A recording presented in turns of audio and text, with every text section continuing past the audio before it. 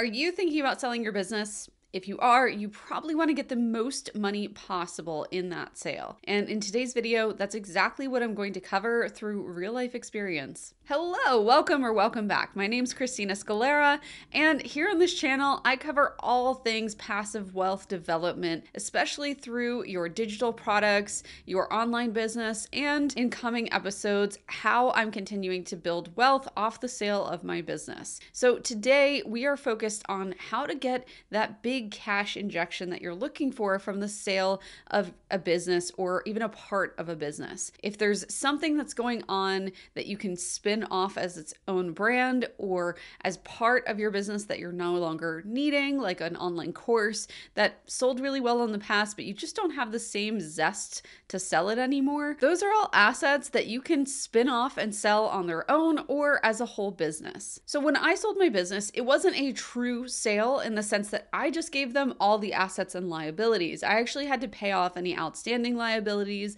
like affiliate payments or any business credit cards. So the new buyer did not absorb those liabilities, although that was a very small fraction of what came out of my eventual payout. Instead, what I focused on in selling my business was called an asset sale. And this is the sale of assets within your business. So when you have a business, you are constantly creating new trademarks for, say, the new programs, the coaching and courses that you're coming out with. All of them have a name, and that name could potentially be a registered trademark, and that becomes a valuable asset of the business. You're also creating new domains, you're creating new blog posts, you're creating new methods of getting things done in a more efficient way, like posting to Instagram. You're creating these processes and procedures in your business that continue to remove you from that business so that you can outsource it or hire someone in your place to do that work, where you're no longer having to pull all the strings in your business. You're just kind of sitting back and saying, what do I want to happen here? And making sure that you're hiring the people that need to get that done. So once your business or once a part of your business gets to that place, that becomes a really valuable asset for someone else with a different skill set and different experience to step in and take over when they buy that asset from you. That means that starting today, the first thing you can do to make sure that you maximize your sale price when you sell your business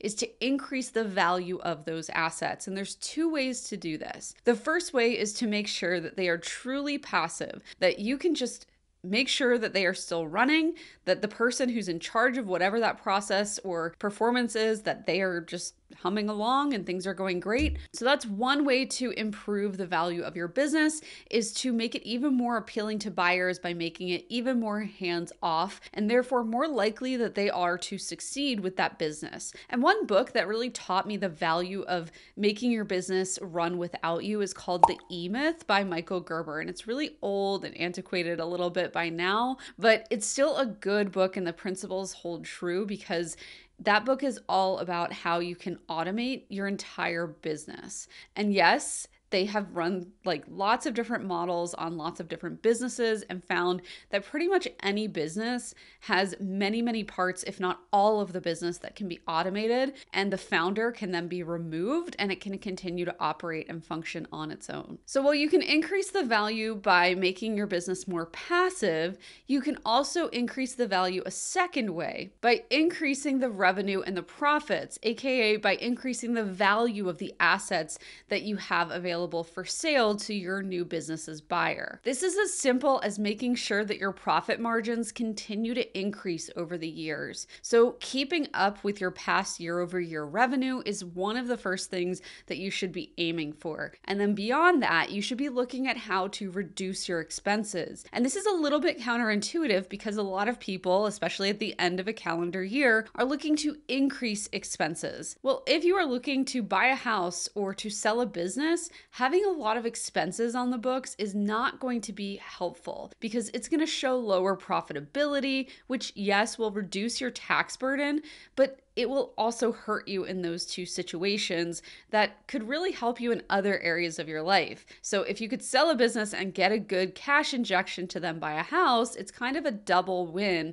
because now you're making more on paper because you actually are. You're not spending as much on expenses, and you're getting a higher valuation for your business that way, which is also going to make it more likely to sell, which helps you to get that big down payment for an investment property or your first house or whatever you want to use it for, maybe a second business. The second thing that you need to do in order to make sure that you get the highest valuation possible is to have really clean bookkeeping. If someone is going in to look at what kind of expenses you have in the business, they are possibly going to count some out. So that's called a holdback. When you hold back some of the expenses, you don't count them towards what we're actually looking at here. So for example, when I sold my business, they didn't count the expense of me traveling to a conference or buying stationery for myself as expenses that would normally be incurred as a regular part of operating my business, and therefore they were added back to the revenue that the business made because the new business owner didn't have to incur those expenses. I mean, they could have if they wanted to, but it's unlikely that they're going to want to go to the same conferences and buy the same cute little planners that I wanted to buy. If my books had not been very clean, or I hadn't been very specific about the types of expenses I had in my profit and loss statement, then it would have been much harder to add some of those back into the revenue side of the business, the profit side, and I would have gotten a lower valuation for my business. So by spending a few $100s every single month for a bookkeeper, I actually ended up making a lot more, like thousands of dollars a month more, because my books were clean and the valuation was higher. If you are thinking about selling a business or a portion of your business, I highly encourage you to invest in a good bookkeeper, or if you want to DIY it, just make sure you know what you're doing and you do a really good job of separating out those expenses for at least the 2 prior years to the sale of the business or that asset that's part of the business. The third thing I did to increase the valuation of my company when it went up for sale is I listed it with a brokerage. And this was really helpful because it's kind of like getting your house on the MLS versus trying to sell it yourself in a for sale by owner situation. Business brokerages are a lot more accessible to a larger buyer pool. I am not in the day-to-day industry of selling businesses, and therefore I don't have many connections or networking opportunities there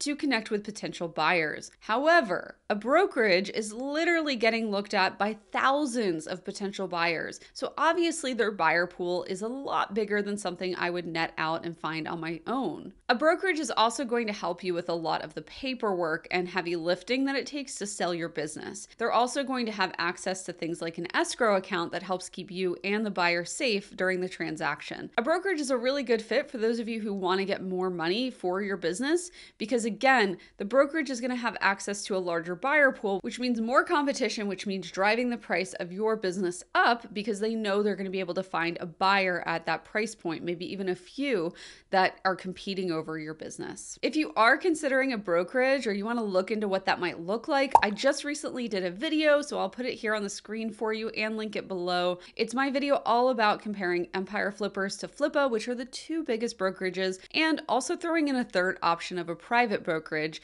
which might be a consideration for you. Maybe not. I can't remember what number we're on, but maybe like 4 or 5 here. You need to be willing to negotiate. So one of the things that a lot of people are kind of squeamish around are negotiations. And this was something I had to get really good at really fast, even though I'm not naturally a person who's very good at negotiating or even likes to do it. However, when we were talking about hundreds of thousands of dollars difference on the line, I wanted to make sure that I negotiated the best possible buy for my business.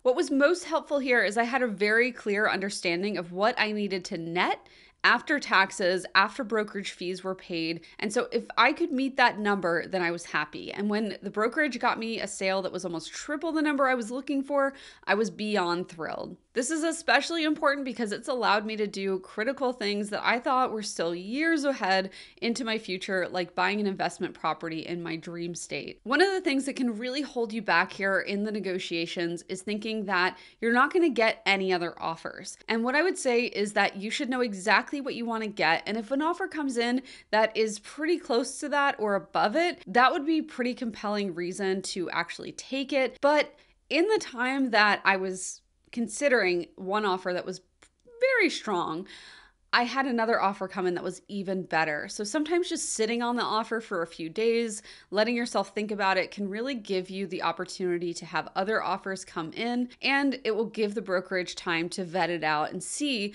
these other people that were kind of interested. Are they really interested? You might have some people come back and say, yes, absolutely. Now that someone else wants it, I have some FOMO and I'm ready to buy it and offer a better deal. Now, that's an ideal situation, but I understand that's not going to be the case for everyone. So what I would say is that if you get an offer that's close to what you want, but not quite, I would definitely hold out for something that's a little more aligned with what you're looking for.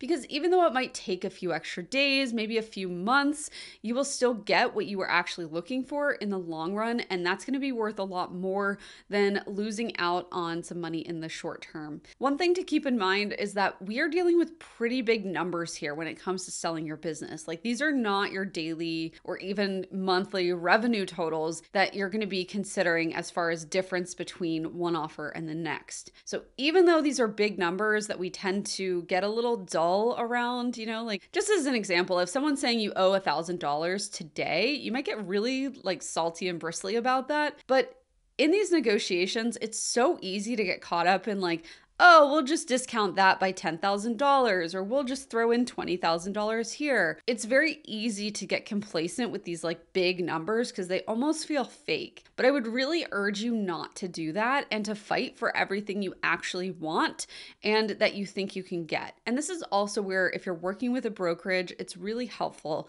because you can ask them, is this a good offer? Is this something that you would recommend I take? Do you see any other offers that are kind of on the periphery? Because they're talking to all the other agents in the brokerage to see if anyone else is interested but hasn't put in an offer yet. So this is where I think the brokerage helped me out the most, because not only did they help me find some qualified, very, very strong offers, but they also helped to shop those offers around so that I got the best possible price when I sold my company. With the patient approach and the tips I've shared in this video, I hope you're able to have a successful sale of your business or an asset within your business. And if you want to know more about how I sold my business or any kind of questions around it, drop a comment below and I'd be happy to answer that in a future video or to reply back to your comments, because I answer every single comment. And make sure you like, subscribe, all the good stuff. I know it's annoying, but it really is so helpful. And don't forget, I have an entire series here on how to sell your business when it's the right time,